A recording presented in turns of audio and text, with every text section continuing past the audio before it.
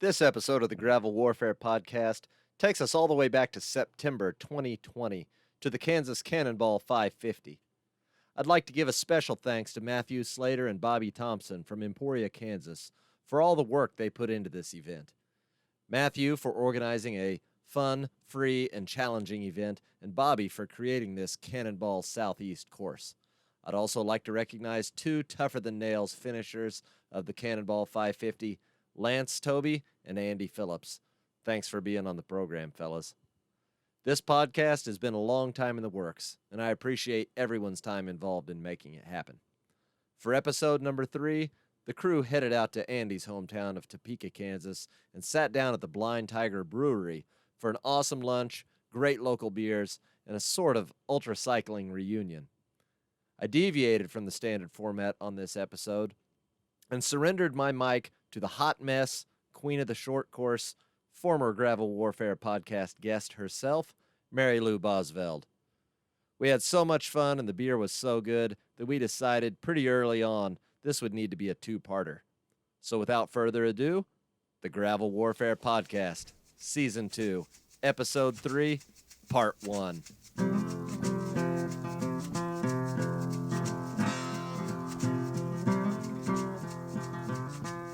Welcome to the crossroads of grassroots gravel and blue-collar bikepacking. I'm Matt, your host, and this is the Gravel Warfare Podcast.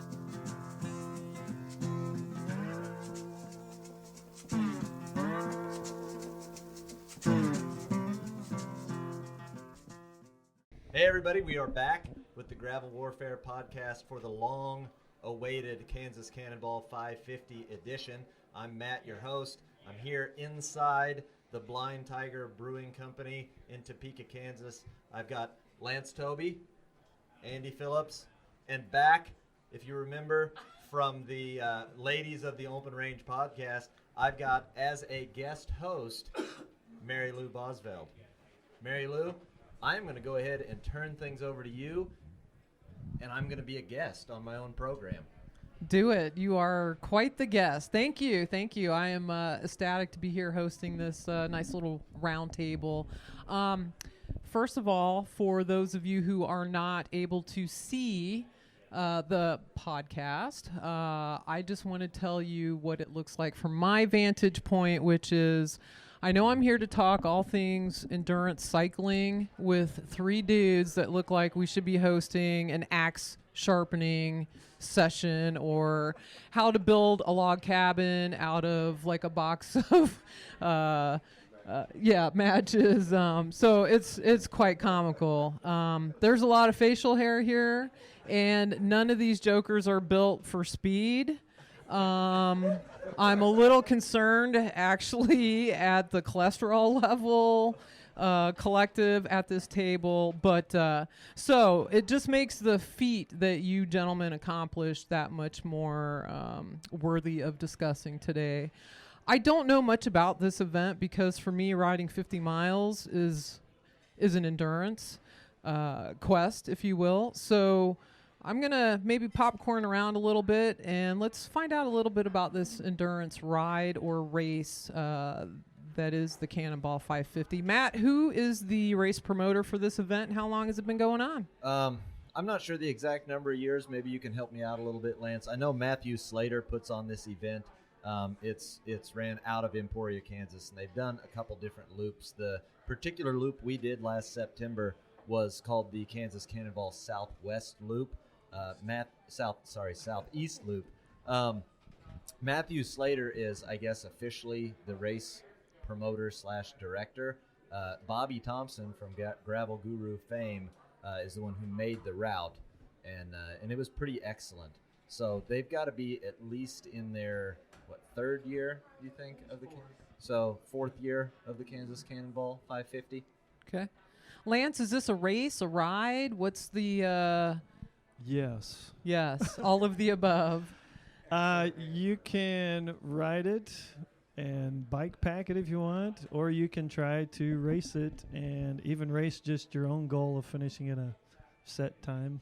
Okay, so Andy, it's 550 miles, and what is the prescribed course time for the event? Does anybody remember? Prescribed course time. What does that mean? What were you to do that 550 miles in? I think I did it in 3 hours and change, but I don't know what these guys finished it in the same, or 3 days. Sorry. I was gonna say 3 that- hours. Woo, that's quick. You're So, clearly still suffering. 3 days and change, but I don't know what the prescribed time is. It's just kind of whenever you get it done. Once you're out there, what are you going to do? So it's an informal, is that what I'm getting here? Show up on the day of the event at the start. You have cue sheets or GPS loaded course? There's a GPS loaded course. Okay. It's a free event.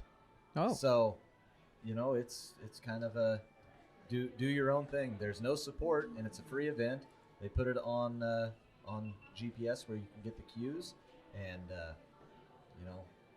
in my case, that's pretty low risk. I didn't really commit to doing it until You were doing it. probably until I got on the starting line, because you're not out anything. If you back out, whatever. So the little roadie in me is cringing, right? Because even on a 50-mile road race ride, we would have 4 sags. They would be supported. You'd have clapping. You'd have porta-johns. You'd have bacon strung up on a clothesline. People be doing Jello shots. I mean, it'd be a great event. So you're telling me you show up on the start day with a loaded course in your GPS, and you take off to ride 550 miles with zero support. That is correct. That's about it. So, where do you go from there? There's a you lot have a of- strategy? Yeah, there's a You lot follow of, the course. I would say I probably did a lot of pre-planning logistics as what towns had what supplies. So that way I could gauge that, I've got to go roughly 40 miles, so grab enough food and water for 40 miles, because that's where you can resupply. So that's how I looked at the whole map, mapped it out. I just made up cue cards for myself just to have an idea in my brain how far I got to go. And then All I right. can kind of let everything fall apart. So let's just back up a little bit. So you've committed to 550 miles, and then I'm going to let you each go around the table and tell me what bike you took and what you thought you planned to start and finish. So your goal was to finish in a week. Your goal was to finish in 3 hours, like Andy, or somewhere in between. So Andy, let's start with you, because and maybe we'll circle back to where your official start was. But tell us a little bit about the bike you chose to ride and what your goal was to complete the course. I should use the microphone. you should put the microphone all the way up so we can Yes. hear you nice and loud. I rode a Moots Uno. I actually realized that the course was something that I could get in on the weekend before. I downloaded the GPS, threw a bunch of stuff I thought I might need in my bags, put the bike on the back of the car. My wife, Christy, drove me to Emporia, and I started.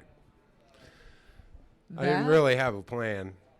550 miles sounded like a nice 3-day event. Nice. And just to clarify, you're on single speed, is that correct? That's correct. Moots Uno. So the Uno means one speed. Single speed, see? Hey. Single speed mountain bike. Nice. We should squash this right here, because I know the comments are going to fill up. Everybody's going to ask, what's your gear ratio? My gear ratio on the Cannonball was a 30-16. And what size tires are you running on that? I did 2.2 Gravel Kings. Race Kings, not Gravel Kings. Did you, in all of your 2 days of prep work, did you switch anything out on your bike to specifically set you up for success on the Cannonball? I was doing pretty good to get my clothes in the bag and get them on the bike and get going. No, I didn't. I put lube on my chain. That was about it. Fair enough. Fair enough. There wasn't a lot of time. No. Now, I think I do. I think I remember. I'm almost sure you told me this. You almost made it out of town before you had a mechanical failure, right? I did. I made it to the railroad tracks and realized that my bottom bracket that I had replaced the weekend before was a little loose and sliding back and forth. It has a keeper on it that tightens up, and I apparently did not do that. So I turned around, and Aaron with Gravel City helped me out, got that adjusted real quick, and I was back on course and caught up to everybody by Toronto Lake. So nice. I love it. I love it. Do you clip in, or are you on flat pedals? I am on flat pedals with shoes for, I think about 15 years now I've been riding that way. Okay. And I don't picture, you just don't look like a guy who wears a lot of spandex. Like flannel I could see, but do you own any sort of compressive cycling specific clothing? Like what did you wear? I wore bike shorts and then just like wicking clothes from Walmart. Star Dry is my go-to. Yeah, that sounds like a sponsorship made in heaven right there. I mean, just I don't know. I don't go for all the. It's just something to keep the the sweat wicked off of your body. You know, I mean, something Nice. that'll evaporate the water good. That's it. Nice. And you did have a helmet. I did you do wear a own a helmet. cycling helmet. Okay, that's good. Good to know. And probably this hat too. So. A wool stocking cap never, gets old. Lance, what did you ride? And walk us through your planning timeline. So what you rode, how many days maybe did you plan your trip, and what was your goal for course completion? The bike I rode was a Surly Ogre. I was running about a 2.5-inch tire. That was a 650B.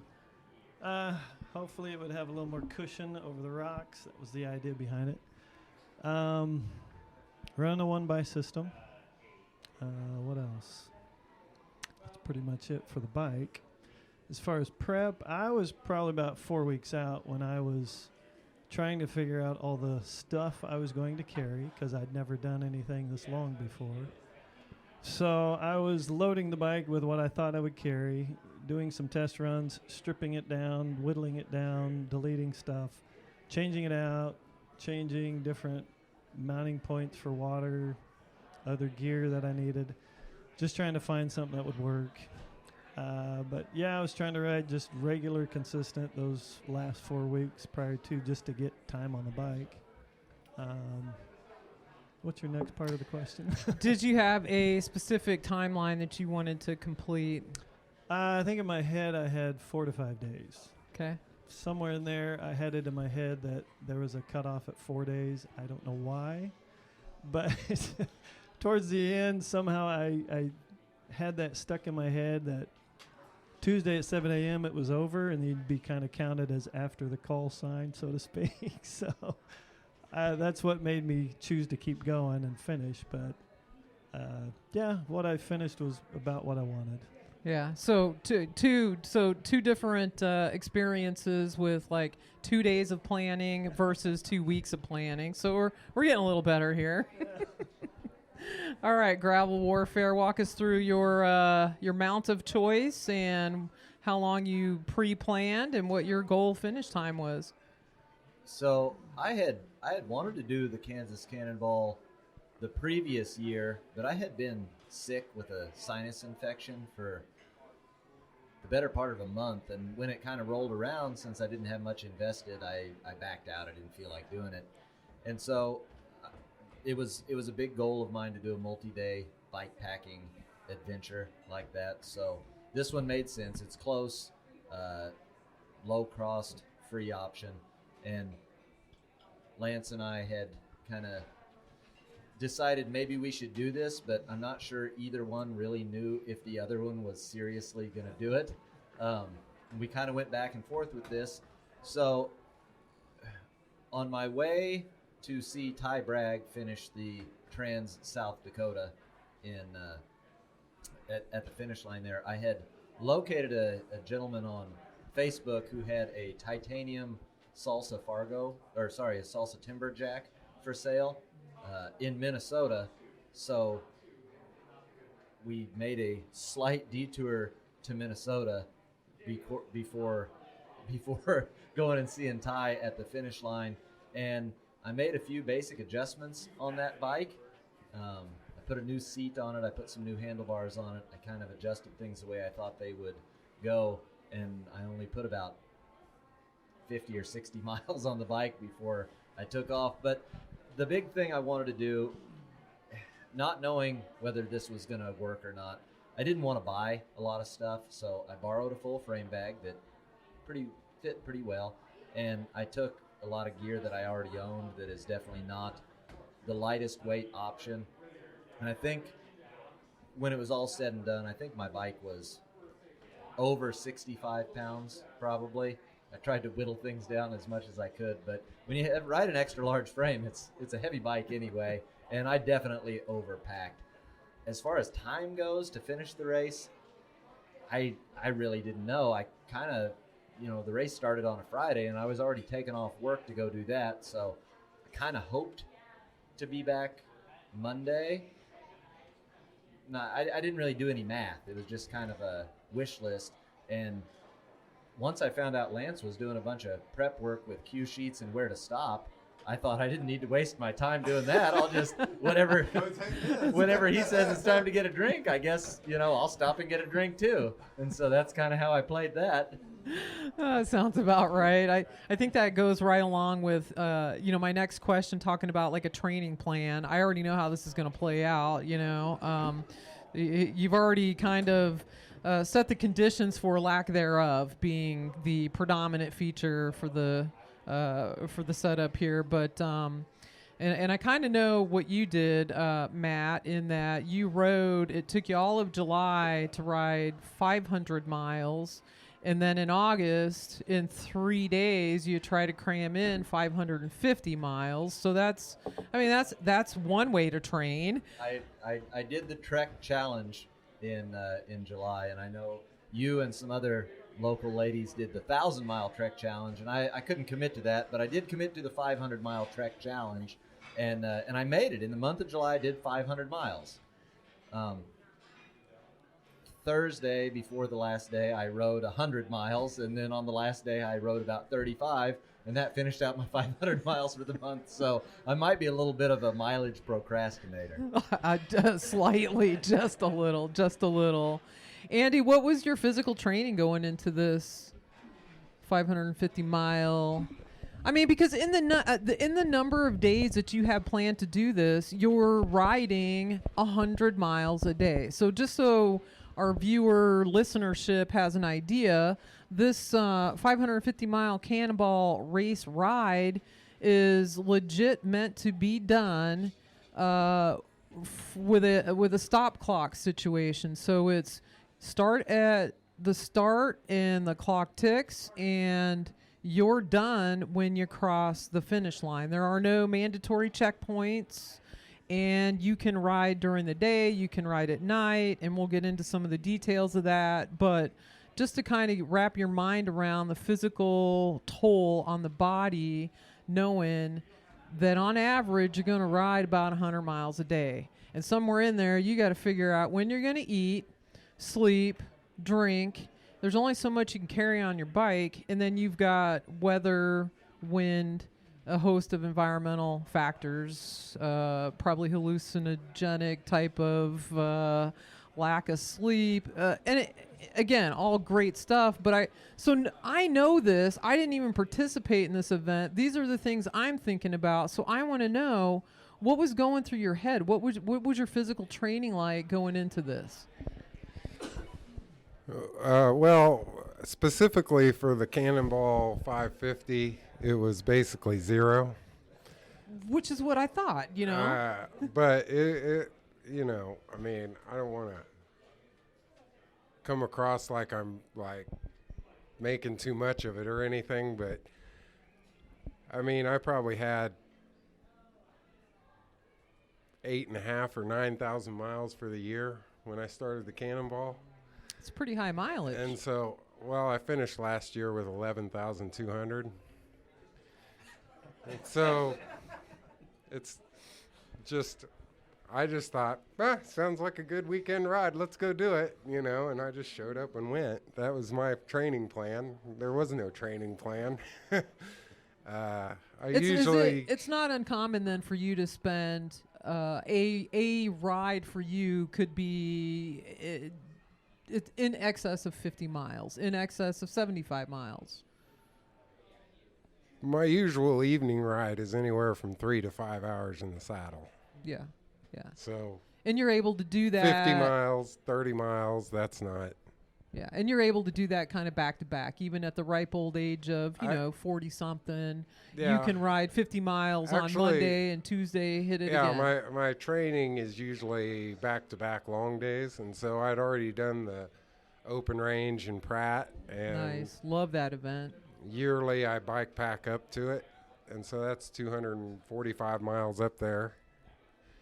And then I bike pack back home. Actually, last year I bike packed home in one run, so 245 miles in one day. Wow. Well, less than 24 hours, we'll say anyway. So not a training plan. You don't have a coach. You don't have a specific plan. You're a dude who gets on a bike and rides because you enjoy it, and you are blessed with the ability to recover from day to day and able to get back up on that horse on day 2 and keep her going. Yeah, and I'm a very poor planner, so I just do. So that helps. Sometimes you can overthink I was already right? kind of and I had kind of been training to do the Arizona Trail 800, which is an 800-mile bike packing, totally self-supported, almost 100% mountain bike trails through the deserts of Arizona. Do me a favor, Andy, and talk to Lance before you show up on the race day for that. Like, maybe do a little map recon, maybe go over like where your, sit bones might feel most comfortable, where your little hot spots are. Maybe, just maybe, once have a plan going into something. What fun would that be? Well, why would I want to do that? I didn't plan. I don't know. I'm not sure I planned that much for the Tour Divide. Had you ridden any parts of the 550 trail, like in other, throughout the course of the year? Had you done any other social rides, races that put you with some familiarity on the course?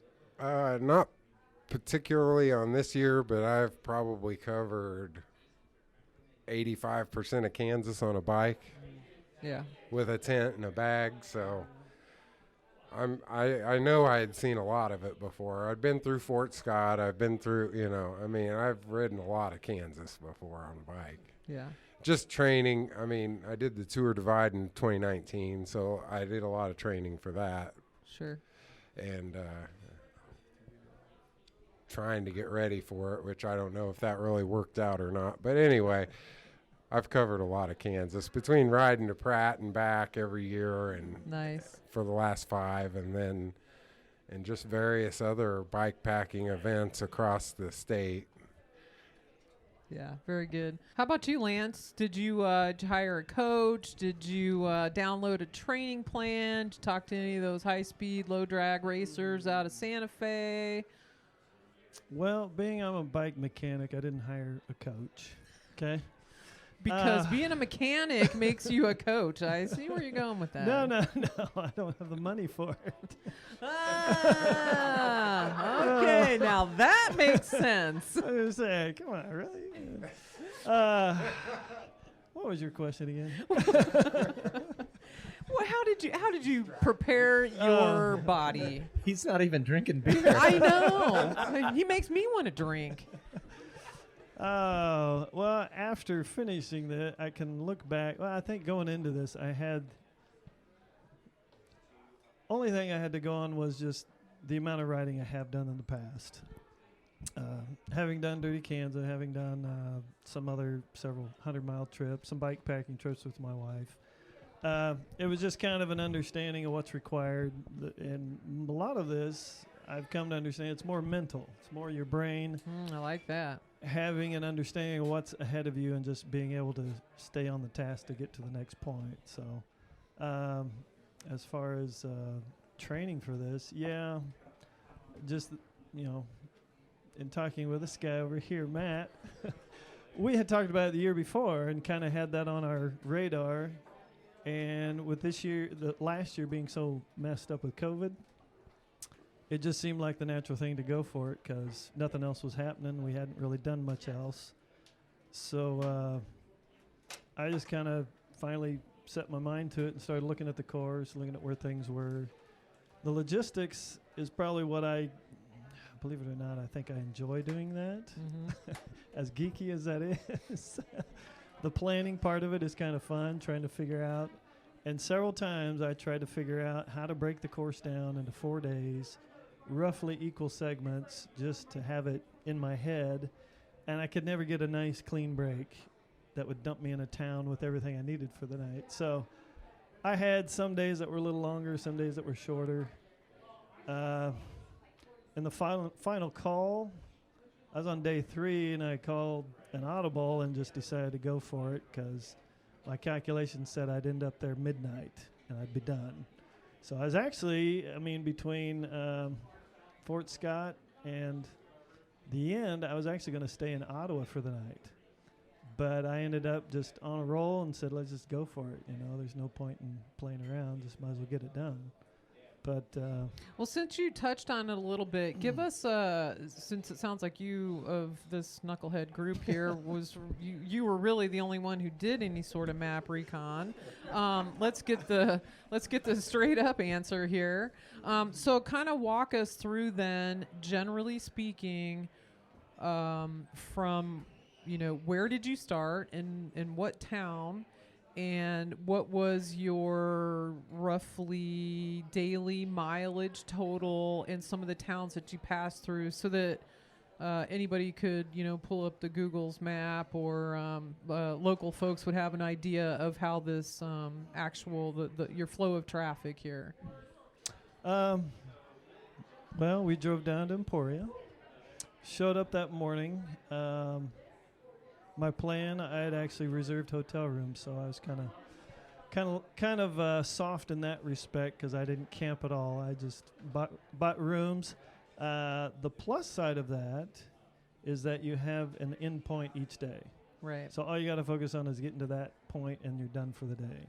So day one was how day many one was miles? about 145 miles. Wow. The last 3 hours were in the dark. And day one That put you was where? Independence. Okay. This knucklehead rode on through the night. Okay. He's for the record, he's pointing at Matt. Yeah. And then the next day, I only did about 100 miles the next day. I made it to Coffeyville. That was a pretty, and mind you, these first 2 days had strong southern winds that were blasting you and just wearing you out. And you're just trying to keep moving, but the wind is blasting so hard. And it was just tiring. That's all I can say. After Coffeyville, I got up early because I started looking at weather and saw a storm was moving in. So I actually launched about 4:30 a.m. to try and beat the storm. And I got almost to Fort Scott. I was about the last hour I had to ride. And crazy winds. I actually hid behind a hay bale while I put on tights, an extra layer, naked in the farmer's field, just nice. Yeah. But as I was riding away from that, I passed a farmer, and I'm just thinking, this guy probably thinks, who is this nut out here in this rainstorm on his bicycle? Made it into Fort Scott, had a nice evening that night because I was able to go to the bar and get a nice burger and chill. And the next morning took out about 6. And what was your next stop from? I was going to stop in Ottawa, but while I'm riding, I'm doing math because you got a lot of free time while you're riding the distance. And I ended up in Osawatomie, and Matt was, well, laying on the sidewalk. I heard there was a lot of that going on. And I went ahead and got all my supplies in order, reorganized my bike. I was going to go for broke there and was able to pedal it on through and get down about 12:30. Nice. So to a nice warm welcome. So I like the strategy of you had very specific endpoints, whereas Matt, correct me if I'm wrong, you rode generally because you took bike pack equipment. You, I think, kind of rode more in accordance to your perceived effort, how your body felt. Tell me, what was your strategy? So I didn't do a lot of planning. Shocker. I don't know. I think maybe it was just an intimidation factor. If you start breaking it down, you start putting limitations on yourself. So I thought, up till this point, my longest ride had been the DK200. And I know I finished the DK200. And after that, I probably didn't ride my bike for a month. So I know I can do 200 miles in one day. I don't know if I can do it 2 days back to back, but I know I can do it. So I start looking at where are the towns, where can you sleep, where's amenities, where can I camp? And I kind of looked at this vaguely a couple days before the race. And I know Bobby Thompson had posted about a RV park campground in Sedan, Kansas. And I looked, and that was right around the 200-mile mark. So I thought it would be nice. My plan A would be to make it to Sedan, Kansas, and camp in this RV park. So that was plan A, and then I had some contingencies backing off from there. And at some point before Independence, Kansas, I had met up with Andy. I don't remember if Lance was ahead or behind of us, but pretty close there. I knew Lance was going to stay in a hotel there in Independence. Andy and I stopped at a gas station, and he said he was going to camp. And it's at this point that Andy's infinite wisdom of all his bikepacking experiences taught me one of the most valuable lessons. I haven't had to use it yet, but I've put it in the back of my brain. I share it whenever possible. He said, when you're looking for a spot to camp, you want to make sure the grass isn't real nice. Because if it's nice grass, they've got a sprinkler system. It's going to wake you up in the middle of the night. Fair enough. I haven't needed that advice yet, but it seems like good advice. Andy stopped in a little island kind of median place in the Walmart parking lot in Independence. Lance grabbed a hotel in Independence, and I decided to head all the way to Sedan, and I made it. I made it 200 miles the first day, and I met up with Eric Thomas and Matt Battison. They were already there, set up in the RV park, and I caught them and promptly just crashed in a bivy sack, just dropped dead in Sedan, Kansas. That was my first day. You must have been feeling pretty on top of it to have, 200 miles in day one. That puts you up there with the leaders. Yeah, I don't know. I think they were the leaders at the time, and Yeah. I made it there. But no, I wasn't feeling okay. No, not at all. I made it because I powered through, and actually my eyes were getting really, really heavy about 10 miles before I hit Sedan. And I'm looking at every little fence row and every little drive in every farmer's field, and like Lance mentioned, hay bales to duck behind. I'm thinking, gosh, I could, maybe if I just sleep here, it's only 10 miles to Sedan. If I just sleep here, I'll feel better. And and I can do the rest in the morning because my eyes were dragging. And then up ahead of me, I see a flashing light. And I go, oh my gosh, there's like a glimmer of hope. I'm like, I think I might catch somebody. Wow. And so I kind of get this second wind, and I realize it's just Eric Thomas's light that has fallen off of his bike, blinking in the middle of the road. And I pick it up and I go, kind of had this little adrenaline crash, and I'm once again finding myself looking for a spot to camp. And I'm running on pretty low headlight, trying to conserve. And I go down through this low water crossing, and I notice a pretty large black animal there, and I think, somebody's calf is probably out. I'll slow down. I don't know what this thing's going to do. Maybe run out in front of me or something. And as I get closer, the headlight is fairly dim, but starts to illuminate and turns, and I hear this blood-curdling growl, and I realize this is some sort of mountain lion. And now I'm awake. Now I'm really, really awake. And I yell at this thing, and it takes off. And I go up the hill, and there's a T. I have to turn left. So I turn my headlamp on, and I scan all around, and I see eyes between some junk cars in this lot there. And kind of lock eyes there. And I yell again, and it takes off running. And then I hear, I think, every dog in the county light up at this thing, and I think, well, now I really don't have a choice. I've got to make it all the way to Sedan to sleep, because I'm sure as hell not sleeping out here. And I made it in there, and I found Eric Thomas and Matt Madison asleep in their tent. I told Eric woke up and poked his head out the tent to see who had arrived, and I told him, I said, I think I found your tail light on the middle of the road. And he goes, no, that's not mine. And I said, well, I'm going to set it by your stuff just in case. And I just promptly crashed. I climbed down in my bivy sack and just crashed out for the night, 200 miles. I don't even know what time it was, somewhere maybe around 3 a.m. Wow. And I just kind of crashed out there for the night. So that was, we had some folks that sent questions in, and I'll maybe combine one of those questions and kind of let you guys talk a little bit about it, because people are curious what Lance had a strategy in which he pre-arranged for lodging, which gave him target mileage for the day. I know his wife Jennifer met him at a couple of those locations. Maybe not. Okay. Anyway, that was a technique, and then two of you just sort of packed your bike packing gear and just rode. And so some of the listeners want to know, when do you sleep versus just pedaling through? What are you trying to set a distance goal for the day? Is it time in the saddle? Is it you're trying to get to a location, or you're trying to link up with a buddy, or you're just trying to avoid a mountain lion? What's Andy, what was your strategy, sleep versus pedal through?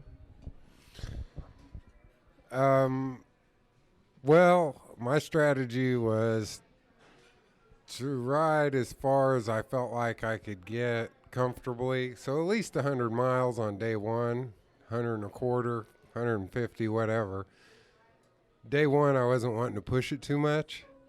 Kind of keep a little something in the gas tank for, it's a 550-mile race, so you don't want to burn all your matches in the first day. Are you hearing that, Gravel Warfare? It actually seems really smart when he says it out loud. I thought you might find that nugget of wisdom valuable. I went in with something different, but I want to hear how this turns out. Which would be why I was sleeping in the Walmart parking lot while he pedaled by on the first day.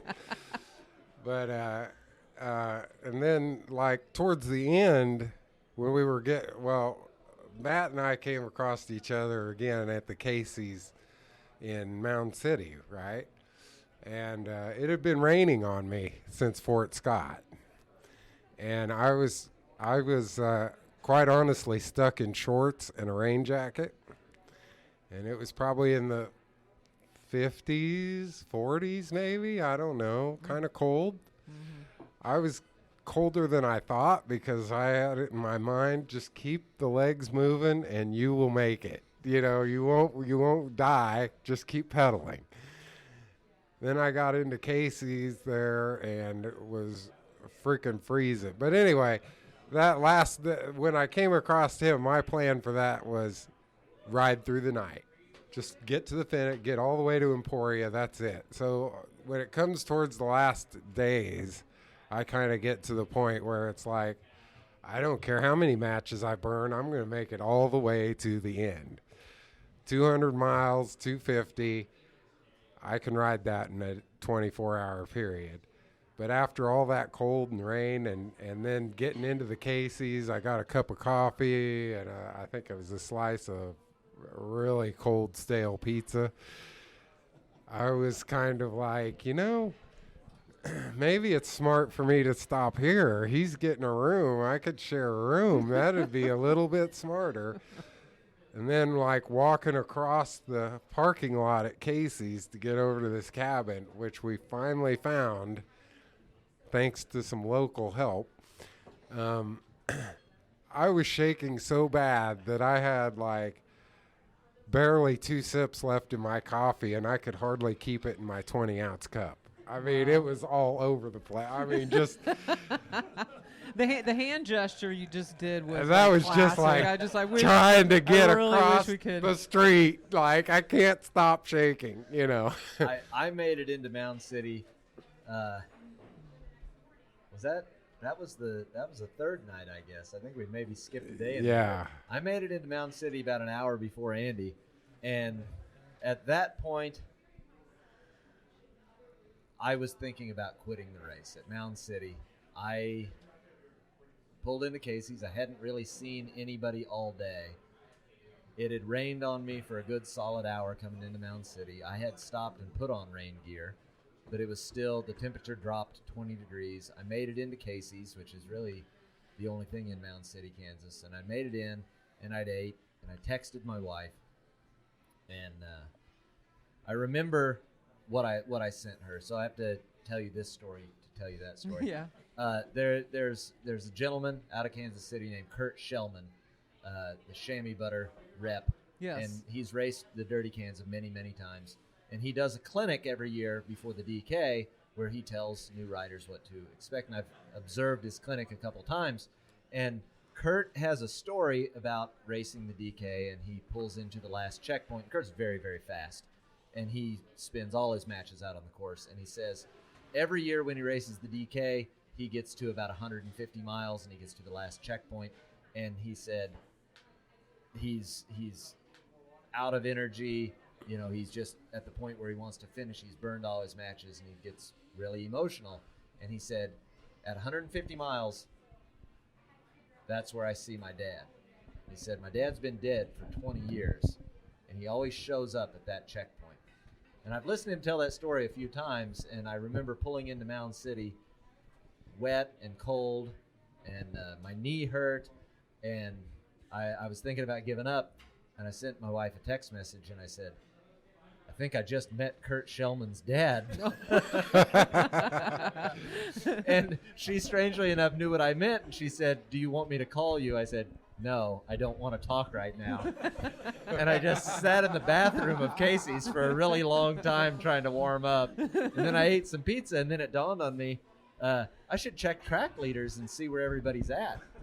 And I see Andy is still an hour away, and I go, oh my God, he's going to be in really bad shape when he gets here.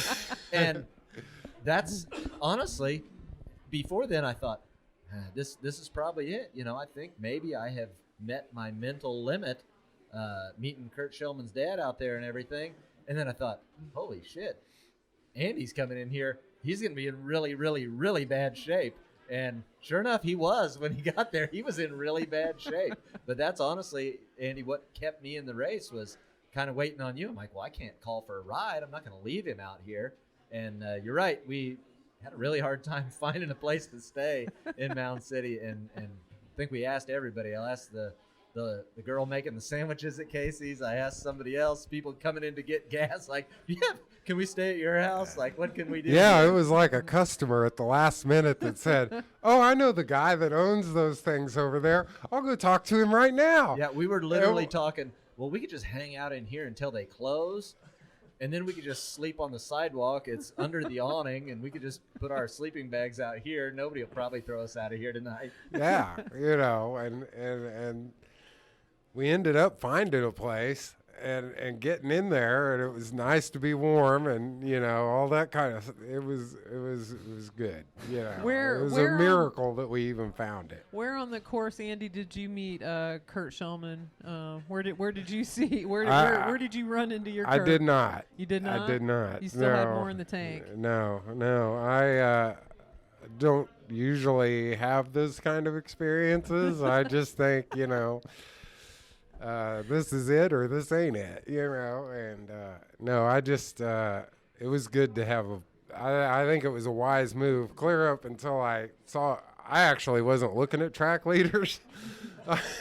I was just trying to keep pedaling to stay warm. I really like your whole like I was cold, and it was like, keep pedaling, you'll be warm. Stop pedaling, you'll be cold. You are the epitome of ignorance is bliss. You could probably write a training plan for very similar axe throwing, flannel wearing, single speed dudes. Yes. I like it. Keep it simple, stupid. That's my motto. You know, just keep pedaling. But then I got in there and Matt was there, and I thought, you know, it really isn't a bad idea to probably try and find a place that's warm, because, like, you know, well, my plan was stop at Casey's. Before I got there and noticed Matt was there, I was like, okay, thank God for Casey's. I'm going to get me some pizza, a cup of coffee, and I'm going to keep pedaling, because I'm going to get goddamn cold here pretty soon. And if I don't keep pedaling to keep some body heat going, I'm going to be freezing, you know. And then I got there and I was like, oh, he's got the right idea. We need to do this. I will split a room with you, buddy, right now. You know, so yeah. I do like that kind of what I have heard from talking to in part Lance and Matt, who I see somewhat regularly. The idea of sometimes it's just best to pedal slow and consistent just to keep moving, whether it's the wind, the rain, the cold, because once you stop, you're done. You're kind of done for that particular amount of time. Well, once you stop, you get significantly colder. Right. So I like significantly that. Keep moving, colder. Right? If you keep moving, your body will generate heat, and you know, and you can at least maintain, you know, until you can either find a spot that looks dry enough to set up your tent, crawl in there, set up your bag, and you know. But for me, that just wasn't. If I was going to set up my tent, I was going to ride all the way to Emporia. Yeah. That's just all there was to it. I just didn't at that point.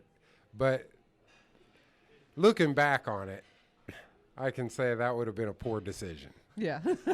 Of course, hindsight.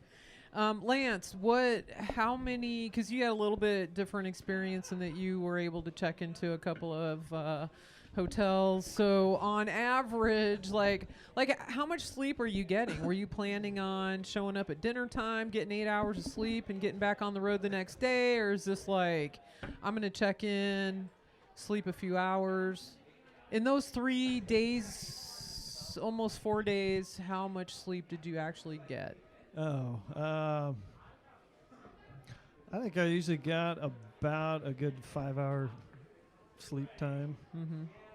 So, cause I would, I think it was the first morning after we started, I had texted, or actually I had looked at the tracker at about 4 a.m. I just woke up, looked around and went, oh yeah, I'm still drying clothes on the air conditioner over here from, I had to hand wash in the sink. So it's like, I'm drying clothes on the heater air conditioner. So I go and check the tracker and I see Matt's over in Sedan. I went, wow, that's pretty cool. Oh, wow. But then I went back to bed and I had a very leisure morning that morning. I went for breakfast, rode down the street for breakfast. See, this is my kind of trip. Well, you know, looking back, that was probably the worst thing to do. I should have had everything sorted and just grabbing food and heading out instead of dinking around. Well, and I just have to say that for a guy that had a leisurely morning of it, only finishing 2 hours after me, this is what bike packing is all about. That's you know. Right. It's crazy because I remember the guys back in the shop were watching the tracker and they saw I was like way back in the pack. They were keeping tabs on everything. And then the next morning they're like, oh my God, he's up in 4th place. You know, they couldn't believe it. But it just, that storm was coming in. And so I'd left real early and there was about 5 guys staying in Coffeyville. I just shot way ahead of them in those 2 hours, early hours. And that's really what changed the way it all flowed. It was kind of crazy how it all comes together. I don't know. Matt, how did you sleep? Did you sleep, 2 hours here or an hour there? Did you kind of do a hunker down for a period of time? The first night I slept in my bivvy, just stripped down, got in a rain suit, slept in the bivvy in Sedan. I rolled in probably somewhere around 3 a.m. and I was up by 6:30 a.m. I ate breakfast at a gas station with Eric Thomas and Matt Battison, and they took out ahead of me. They had got several more hours sleep than myself, and my stomach was not good. I was trying to choke down some gas station biscuits and gravy, and I actually found a couple local guys that confirmed the presence of mountain lions there. So we had a pretty good mountain lion discussion in the gas station parking lot, and I begrudgingly got back on my bike because I really wasn't sure if a guy could ride the next day after riding 200 miles. I'd never done it before, and I proved that you could. I planned on camping every night. Brought everything. I planned on doing that. I camped the first night, and somewhere during the second day, I think around right before, maybe I'll get the name of the town wrong, Oswego.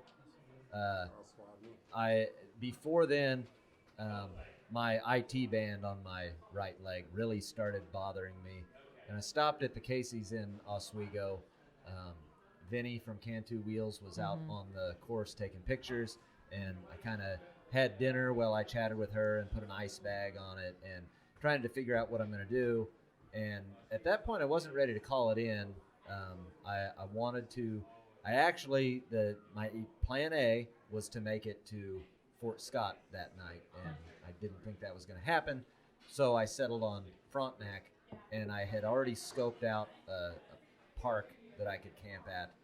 And when I got into Frontenac, I kind of was approaching this park. I had it programmed into the GPS on my phone, and I'm thinking I'm going to go there. And then I see some lights up ahead, and I think, man, there's like probably a Burger King or something open.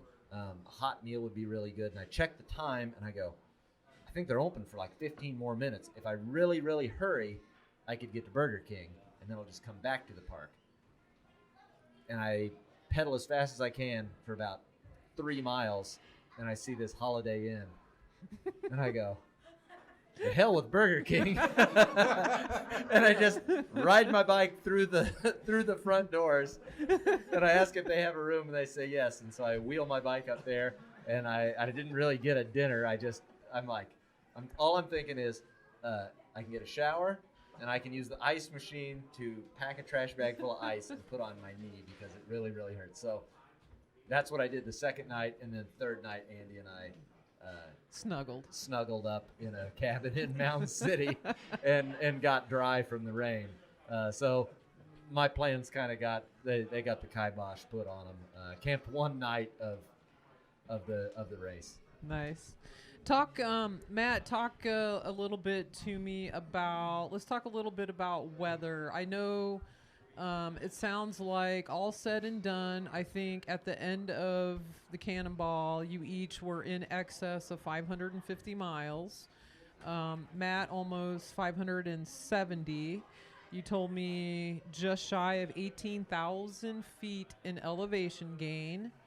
18,000 feet in elevation gain over 3 days. Like, that just makes me want to puke. But before I puke, let's talk a little bit about weather. So we have ability to wrap our minds around mileage. We got some idea about the elevation. Talk a little bit about weather and maybe some of the road conditions. So this was the end of September, and really I would say it was almost unseasonably warm when we started. The weather was good. I think everybody started in shorts and a jersey, maybe long sleeves even to shield you from the sun. But that's how you know it's going to hell quick. But it was too windy. Good to but too it was good to be really true. really windy, and it was a headwind almost the first day. I remember 60 miles into the race just thinking like, this is miserable. And I went in thinking, okay, you have to take care of your body, so I'm putting on a lot of chapstick and some sun lotion and things. But the headwind, I'm sure my face was red, my lips were chapped. The headwind was the big thing. The course had a lot of areas of fresh gravel. The hills were, it sounds like a lot when you say it, when you say almost 18,000 feet. It seems like a lot. I think there was only one hill in the whole thing I had to walk, and that's because my knee hurt really bad. There was no steep hills. It was a lot of rolling hills. Fresh gravel was a little hard. The headwind was a little hard. When the rain happened before Mound City, the temperature dropped 20 plus degrees, and that got pretty rough. And up until the very last night of the race when I finished, I would have told you I overpacked.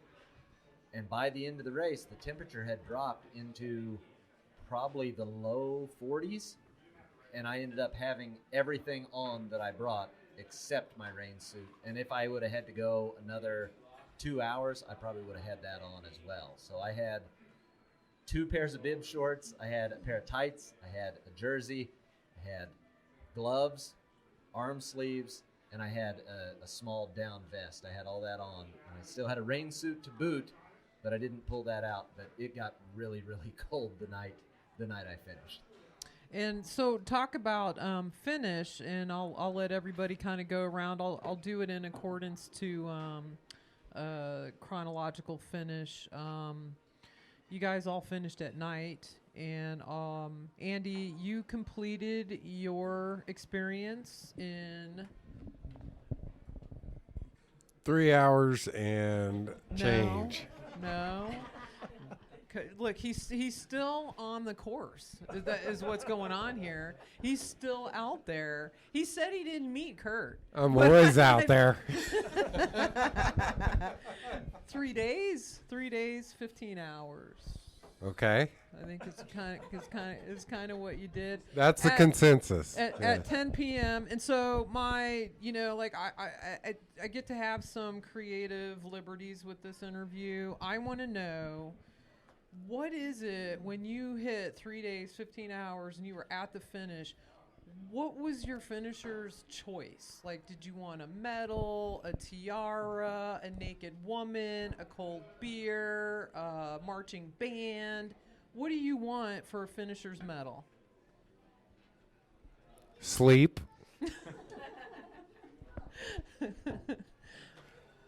just. I didn't really ever expect to any kind of finisher's medal, to be completely honest. I mean, I was just glad to finish.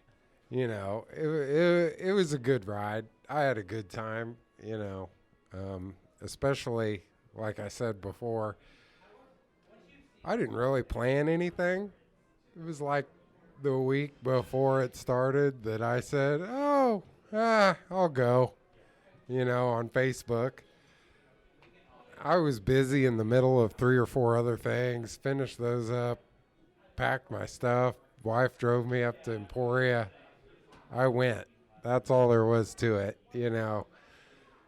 I hoped I'd taken enough. I wished I'd taken my rain pants, because I was cold by the time I got into Missouri, into Mound City. I was just cold. But, you know, it's just like, you know, that's bike packing. You really can't predict every situation. You just have to predict for what if, you know, and maybe what if is it didn't pan out like you planned, you know. I mean, I didn't plan on it dropping into the 40s in September after being in the 80s when we started with, you know, probably 20 to 30 mile an hour headwinds. It's just, I think that, you know, bike packing is very opportunistic. Mm-hmm. You know, you're out there and you take advantage of the opportunities that are given. You know, just like when Matt and I met up at the Casey's in Mound City. Well, I'd planned on riding all the way to Emporia, but you know, that didn't seem like a very smart idea after about 10 minutes in Casey's. I was like, oh, it's warm here. Wow. You know, and so you just have to be flexible and kind of opportunistic, like I was saying. You know, oh, he's getting a place. I could get a place. I bet if I paid for half of it, he'd be happy to, split a room. And, and that's just part of bike packing. You can't predict the weather. You can't know what the weather's going to do. You can guess, but, that's just all part of it. I've been through, a lot bike packing. Even like coming back from Pratt a couple of years ago, I got caught underneath a shelter, and I'd planned to stop there, but I got caught underneath this shelter, and I'm telling you, it literally sounded like someone was in a chopper dumping golf balls over the top of this shelter all night long. 5 o'clock in the morning, it finally stops, and this is like in April. I'm going, I didn't plan for this, Same thing with like the Cannonball. You can't, there's no way to plan for the weather. You can't say, oh, it's going to do this. Oh, it's going to do that. Even the weatherman don't get it right most of the time.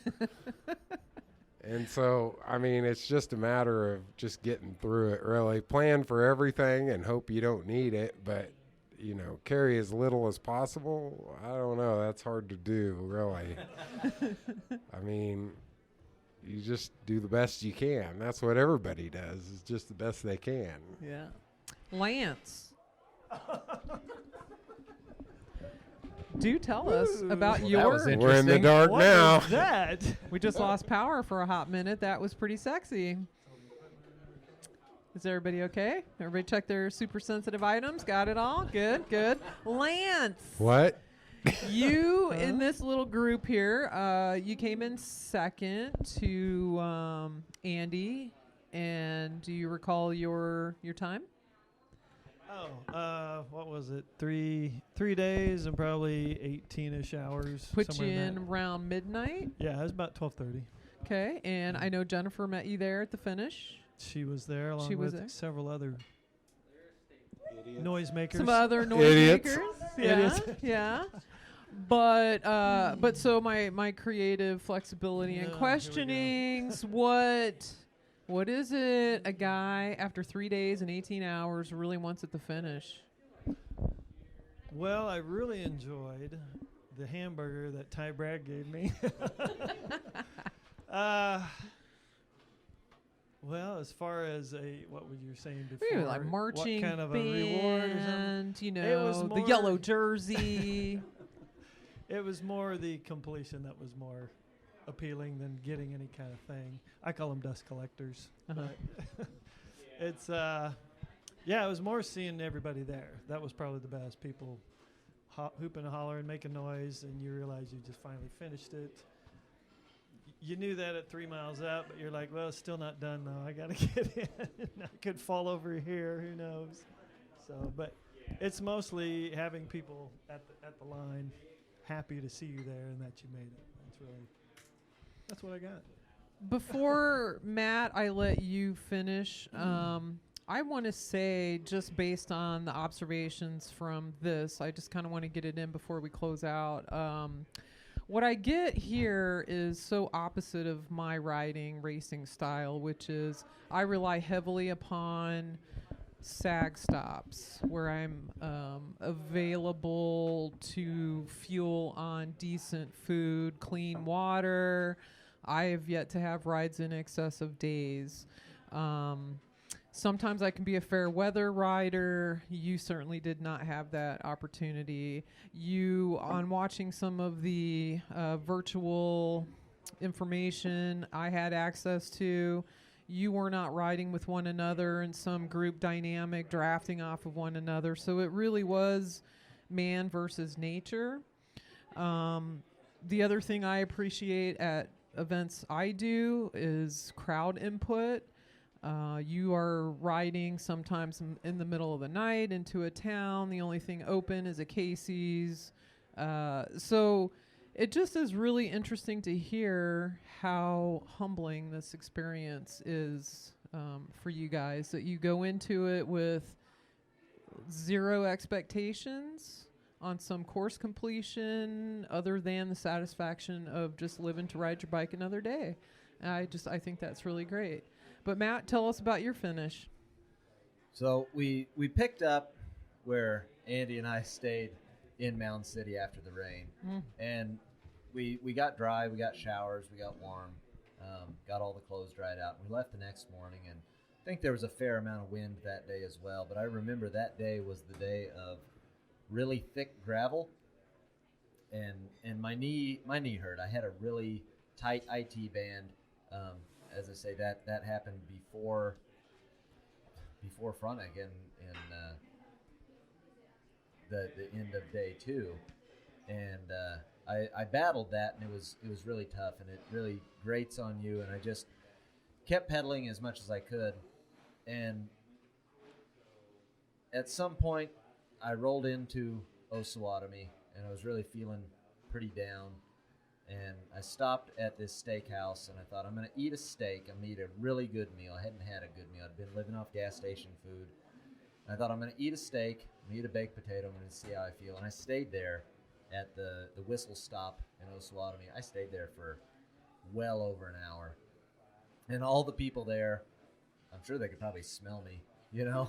But they, of course, asked, you know, what I was doing. I told them, and they said, you got to stop. You're not in good shape. You look like hell. You're gonna die. And that, I gotta admit, that gave me a little bit of motivation to go on. But I did not feel good. My knee hurt. I was ready to count myself out. When I left the Whistle Stop, my goal was, I'm gonna go to the park in Osawatomie, and I'm gonna just sit down there and kind of wait things out, and if I'm not feeling good in another hour or so, I'm out. I'm done. When I rolled into Casey's before I got to the park in Osawatomie, I rolled into Casey's, and I saw Lance's wife Jennifer there, and I thought, that must mean Lance is somewhere near me, behind me. And I pulled in there, and I talked to her, and I sat on the ground. I took my helmet off, and she said, how are you feeling? I said, not good at all. Matter of fact, I'm probably going to quit. And at that point, I started texting my wife saying, this is probably it. I'm probably done here. There's no sense going on. It's closer for you to get me from Osawatomie than anywhere else. I think this is it. You know, I thought, I got what I came for. I think I have found my mental limit, and I'm done. And then Lance rolls in, and he's on fire. He's like, his hair's on fire. He's going crazy, and he's talking about, if I don't finish tonight, the time cuts off. And I'm like, I didn't think there was a time cut off. Jennifer, is there a time cut off? What's he talking about? And he is convinced that it's going to cut off, and he's throwing things off his bike, and he's adding new stuff to his bike. And I'm going, wow, where did he find this motivation? Because I'm calling for a ride. I'm done. And so I'm watching this whole thing go down. Meanwhile, I'm feeling sorry for myself. So I kind of stand up, and I put my helmet on, and Lance says, are you going to finish? And I go, man, I don't know. But I think you've given me the motivation. I'm going to go on to Ottawa, and I'm going to regroup at Ottawa and see if I can get any further. And I leave with Lance on Flint Hills Nature Trail, and I make it to Ottawa, and I stop at the truck stop there. And it's at that point, he kept going. He's in it to win it, right? And To finish it anyway. I stopped at the truck stop in Ottawa, and I had the biggest cup of coffee that you could get. And then after that, I had 2 5-hour energies. I bought a giant pack of Sour Patch Kids, and thought, well, if I'm lucky, I'll be rolling into Emporia around 3 a.m. And I sent my wife a text and said, all right, next stop, Emporia. And I left Ottawa, determined I'm going to get to the finish line. And it was just a long ride. I knew it was going to get dark on me. I knew it was going to get cold. And I just aimed to grind it out. As I got closer, I thought about this finish line, and as you alluded to, there's no awards, there's no fanfare, there's no nothing. You're just finished in the middle of the night in Emporia, and I thought, I wonder, I had a suspicion maybe a couple guys were watching on track leaders, and I thought, I wonder if they're going to come down. It's going to be 3 a.m. probably when I finish. I wonder if they're going to come. And at some point out on the course, I see headlights coming towards me. I'm like, wow, this car's getting really close. I should get over. And it's Damian Boley from Smithfield Bike Co-op and Ty Bragg, if you guys remember from the Trans South Dakota podcast. They came down and they said, hey, we know you can't give you any support out here on the road, but you would be good to look behind the ice machine at the Casey's at Lebo, because I knew Casey's is going to be closed when I got there. So I packed extra stuff at Ottawa. But Lance was nice enough to purchase a Coke and some gummy bears and a piece of pizza, which was deathly cold by the time I got to Lebo. But I swear to God, that is the best pizza I've ever eaten in my life. So I pull up there. It's closed. It's a ghost town. And I look behind the ice machine, and I find this little care package. I'm like, oh, this is pretty amazing. So I eat it and head on for Emporia. And when I got there, sure enough, Andy's still there. Lance is there. Jennifer's there. My wife Tiffany's there. Damien's there. Ty's there. They're ringing cowbells, and that's all the prize I needed. But that's not all the prize I got. The police came. Oh, The yes. police came to downtown Now it's Emporia getting good. after I finished. We were making enough noise where somebody had called the police and perhaps reported like some sort of fighting or something that was happening on Main Street. You rabble rouser, you. So we assured them that we're too old for that kind of stuff, and we were just out riding our bikes at 3 a.m. and they left us alone after that. I love that what would otherwise to somebody like me sound very anti-climactic, that there were at least police involved. Like that I would finish a race in first place if I knew there was a cop there waiting to potentially arrest me for being too rowdy. That's outstanding.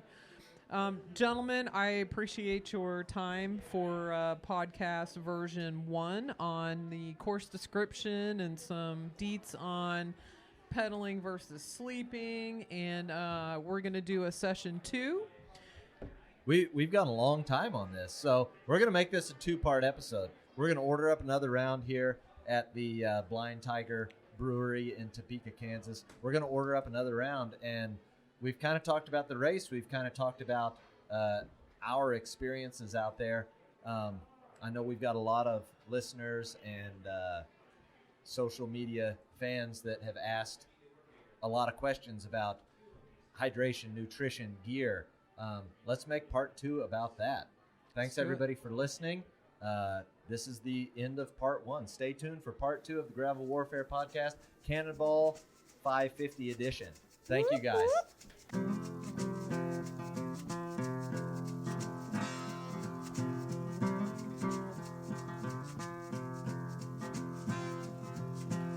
Thanks for listening to the Gravel Warfare Podcast. Make sure you subscribe so you never miss an episode. And until next time, go ride your story.